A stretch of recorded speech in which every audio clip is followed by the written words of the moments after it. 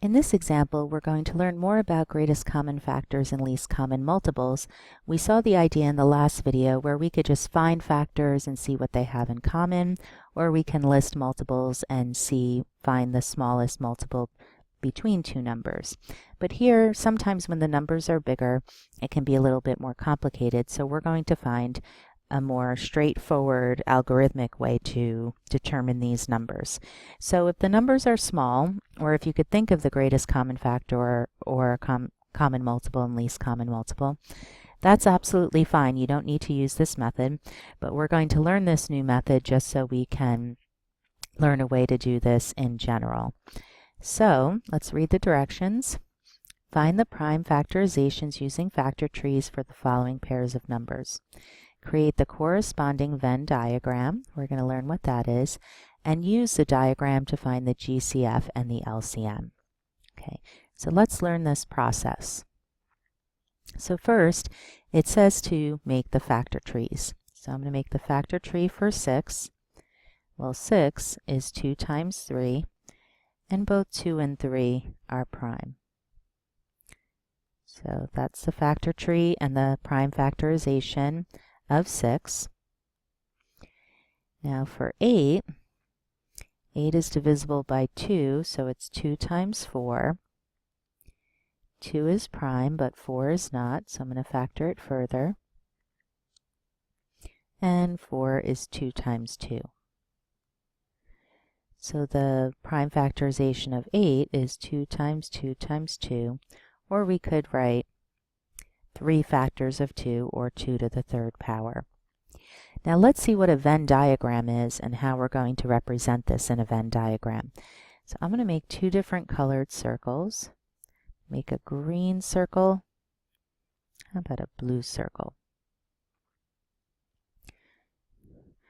Okay, and I'm going to label the green circle 6 and the blue circle 8. And you don't need to make them different colors, but I'm just going to use color here to show you how you would fill in a Venn diagram. So this is a Venn diagram for the factors of 6 and 8. So notice they do overlap in the middle, and we'd put any factor that they share would go in here, which is called the intersection.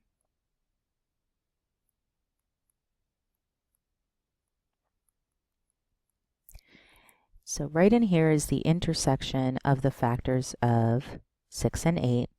And here we will put factors that 6 has but 8 doesn't, or 8 has and 6 doesn't. So let's start. I'm going to get the highlighter, and for the ones they have in common that go in the intersection, I'm going to highlight them yellow. So notice they each have a single factor of 2. So I'm going to highlight that. Okay. Now notice 8 has more than one factor of 2, but they each have at least one, and I'm going to put 2 in yellow in the center. Okay. Now let's look at factors that 6 has that 8 does not. Well, one factor of 3. So I'm going to put 3 out here. So this represents a factor of 6 that is not a factor of 8 because it's not in the intersection. So notice here in the 6 circle we have 3 times 2, which is 6, and this is the prime factorization of 6. Now let's fill in the factors that 8 has that 6 does not. So notice there's 2 more factors of 2 that 8 has that 6 doesn't. And we always want to consider these repeated factors, even though they're the same number. Notice this is different when this only has one factor of 2 and this has 3 factors of 2. So there's 2 more factors of 2 for 8, and I'm going to put them in this part of the circle, showing that these are factors of 8 but not 6. So notice here we have 6 is 3 times 2, and 8 is 2 times 2 times 2. And the factor they have in common, in this case they just have one factor in common, which is 2.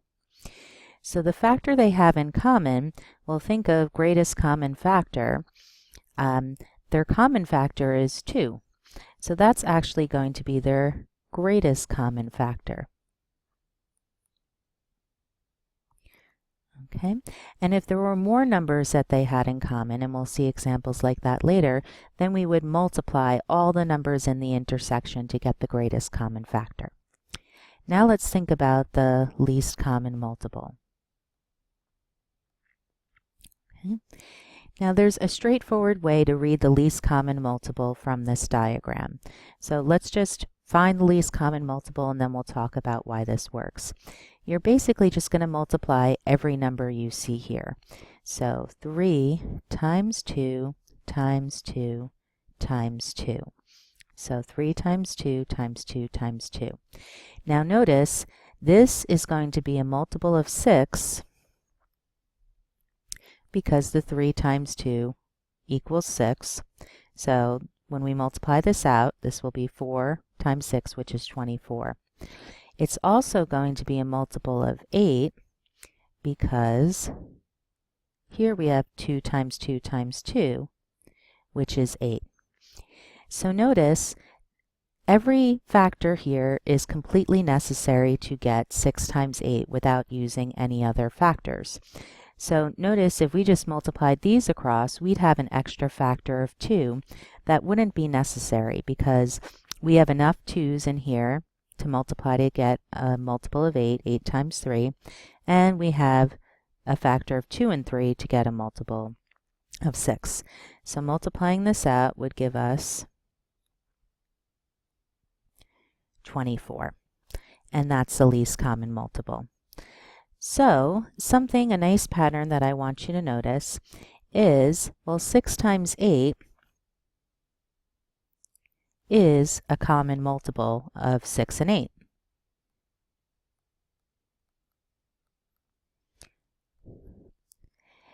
It's a multiple of 6 because it's 8 times 6. It's a multiple of 8 because it's 6 times 8. Well, let's write the prime factorizations times each other. 6 is 2 times 3, and 8 is 2 times 2 times 2. So this is a common multiple, but it's not the least common multiple. Okay? So notice when we found the least common multiple, again, referring back to what we said before, it had one less factor of 2 than if we multiplied these across. And notice that's the greatest common factor. So there's a nice relationship between the greatest common factor, the least common multiple, and the product of the two numbers. And we're going to write this relationship right up here. So the least common multiple is equal to the product of the numbers, which in this case our numbers are 6 times 8, divided by the greatest common factor of the numbers. Okay, so notice we had this extra factor of 2 that we didn't need when we multiplied the two numbers, and the reason we didn't need it is because it was a common factor. Okay. Also notice that if you multiply the least common multiple and the greatest common factor, it equals the product of the numbers. Okay. And finally, let's see what the greatest common factor equals in terms of these. So the greatest common factor, well, it's the product of the numbers divided by the least common multiple. So notice in all of these cases, I was specifically talking about 6 and 8, but whatever the numbers are, if you use their corresponding greatest common factor and least common multiple, then you're all set. Okay, and this can be very useful because sometimes it's easier to find the greatest common factor, and then you can just divide. To find the least common multiple, you can just divide the product by the greatest common factor.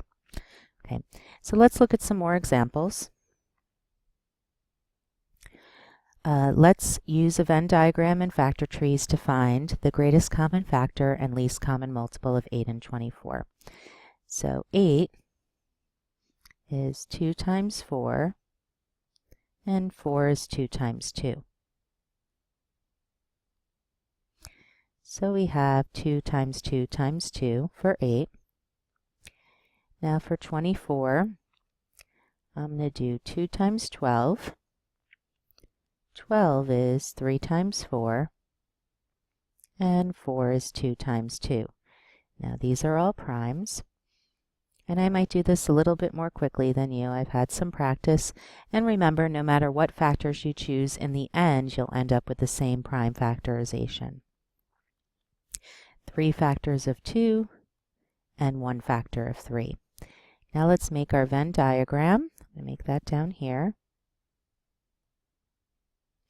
This is going to be 8, and this is going to be 24. Well, let's highlight what they have in common.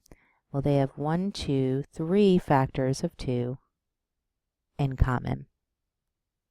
So in the intersection, we have 2, 2, 2. 8 doesn't have any other factors, so I'm not going to put anything here. And 24 has another factor of 3. So I can read the greatest common factor by multiplying the numbers in the intersection. 2 times 2 times 2 is 8. And I can find the least common multiple by multiplying all the numbers in the Venn diagram. 2 times 2 times 2 times 3. 2 times 2 times 2 times 3, which is 24. So notice in this case, okay, the greatest common factor is one of the numbers, and the least common multiple is one of the numbers. And the reason for that is because 24 is a multiple of 8, and this will happen sometimes. Okay, so notice this still corresponds to the rules that we saw on the other page.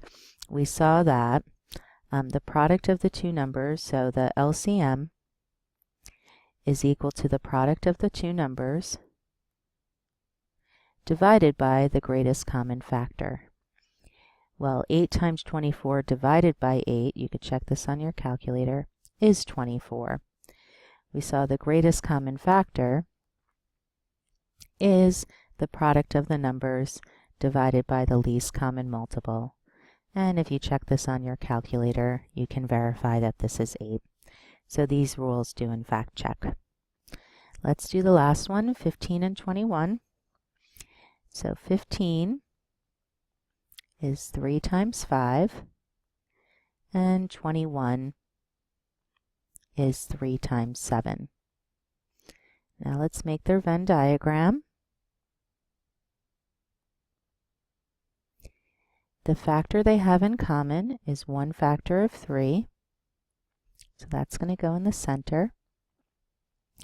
The factor that 15 has, let me label these 15 and 21, that 21 does not, is 5, and the factor that 21 has, that 15 does not, is 7. So now reading this diagram, the GCF is the product of the numbers in the intersection, which is just the number 3, and the LCM is the product of all three of these numbers. So 5 times 3 times 7. So that's going to be, I believe, 105, but let's check. 5 times 3 times 7, 105 is the least common multiple. Okay, so to summarize real quick, to find the GCF and LCM using prime factorization and Venn diagrams, you find the prime factorizations of the numbers, you determine what numbers they have in common, you draw the Venn diagram circles so they're overlapping, you put the factors they have in common in the center, you fill in the outside factors with any factors that they don't have in common. The GCF is the product of the numbers in the middle. The least common multiple is the product of all the numbers in your diagram.